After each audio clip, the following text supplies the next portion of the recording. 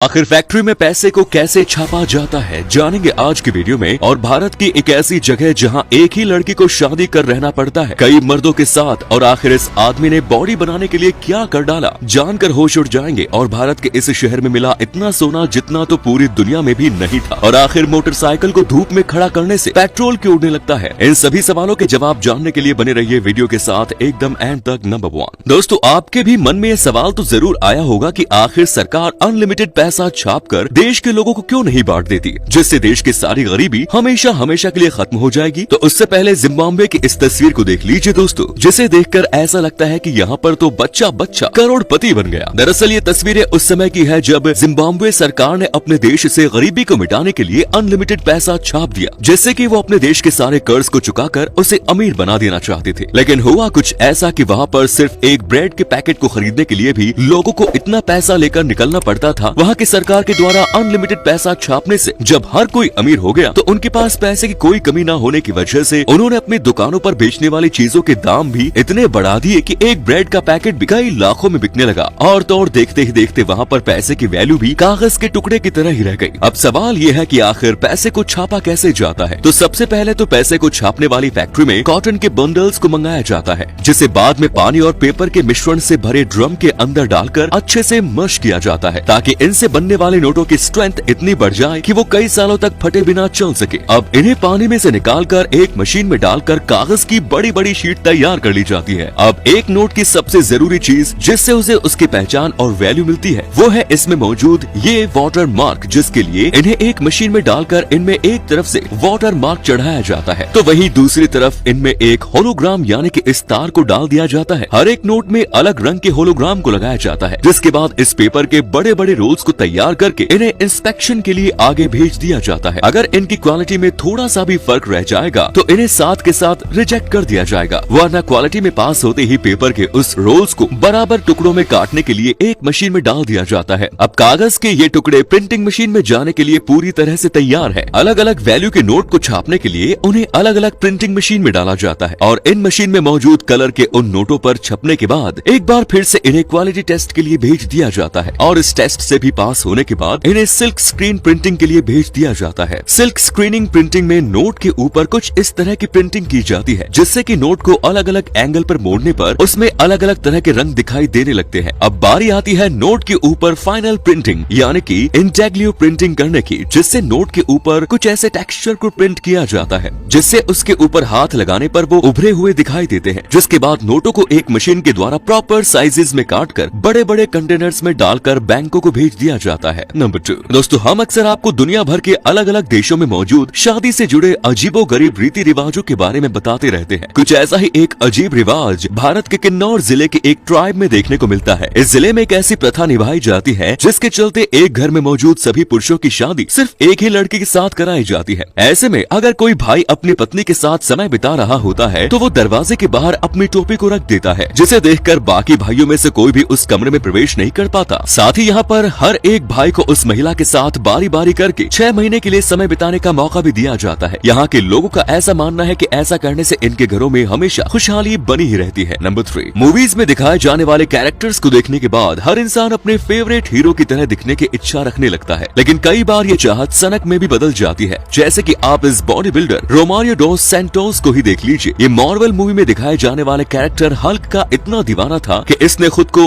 उसकी तरह ही दिखाने के लिए अपनी बॉडी के अंदर सिंथॉल को ही इंजेक्ट करा डाला, जिसका नतीजा ये निकला कि इसके इस आर्म ने ठीक ढंग से काम करना ही बंद कर दिया। और डॉक्टर का तो ऐसा भी कहना है कि आने वाले समय में इनकी ये आर्म पूरी तरह से काम करना बंद भी कर सकती है। वैसे आज के युवा अपने जीवन के साथ ऐसा खिलवाड़ कर आखिर साबित क्या करना चाहते हैं। नंबर 4 दोस्तों, जब कर्नाटका में गोल्ड मिला तो उसकी क्वांटिटी इतनी ज्यादा थी कि उसके ऊपर एक पूरी की पूरी KGF जैसी जबरदस्त मूवी ही बना दी गई। लेकिन तब क्या हो, जब कर्नाटक में मिले इस गोल्ड से कई गुना ज्यादा सोना हमें भारत के किसी और देश में मिल जाए। तो आपको बता दो कि हाल ही में की गई एक रिसर्च से पता चला है कि बिहार में मौजूद एक इलाके जामुई में करीब 200 मिलियन टन सोना धरती के नीचे दबा पड़ा है, और भारत सरकार जल्द ही उस इलाके की खुदाई को शुरू करने वाली है। सोने की ये क्वांटिटी इतनी ज्यादा है कि अगर यहाँ से इतना सोना निकाल लिया गया तो ये भारत तो क्या पब्लिक, ये तो दुनिया की ऐसी जगह होगी जहाँ पर अभी तक इतने ज्यादा सोने को ढूंढा गया है। अब वो दिन दूर नहीं जब भारत फिर से सोने की चिड़िया बन जाएगा। नंबर 5 आपके भी मन में कभी न कभी ये सवाल तो जरूर जरूर आता ही होगा कि अगर मोटरसाइकिल को धूप में खड़ा किया जाए तो क्या उसके पेट्रोल टैंक में से पेट्रोल इवापोरेट यानी कि उड़ने लगता है। तो आपको बता दूं कि अगर आपकी मोटरसाइकिल का फ्यूल टैंक फाइबर बॉडी की जगह पर मेटल बॉडी का बना हुआ है और आप अपनी बाइक को धूप में खड़ा करते हैं तो मेटल के तेजी से गर्म हो जाने की वजह से उसमें से पेट्रोल हवा में उड़ने लगता है। ऐसे में बाइक की उस टंकी में मौजूद पेट्रोल जितना ज्यादा होगा उसका उतना ही सरफेस मेटल की उस टंकी से कांटेक्ट में रहेगा और जैसे जैसे धूप से टंकी का टेम्परेचर बढ़ेगा पेट्रोल का इवापोरेशन भी उतना ही ज्यादा बढ़ने लगेगा। ऐसे में आपकी मोटरसाइकिल की एज भी काफी बड़ा रोल निभाती है क्योंकि आपकी मोटरसाइकिल जितनी पुरानी होगी उसके फ्यूल टैंक की कैप की रबड़ में लीकेज होने की संभावना भी उतनी ही ज्यादा बढ़ जाएगी और लीकेज जितनी भी ज्यादा बड़ी होगी आपकी बाइक से पेट्रोल भी उतनी ही ज्यादा क्वांटिटी से हवा में उड़ने लगेगा। और अगर आप भी अपनी बाइक को सारा दिन धूप में खड़ा रखते हैं और आप अपनी बाइक के द्वारा कम एवरेज दिए जाने की शिकायत का शिकार हैं तो आगे से अपनी मोटरसाइकिल को किसी शेड वाले एरिया में ही पार्क करें। तो अगर ये वीडियो पसंद आए तो इसे लाइक कर अपने दोस्तों के साथ शेयर करना ना भूलें। धन्यवाद।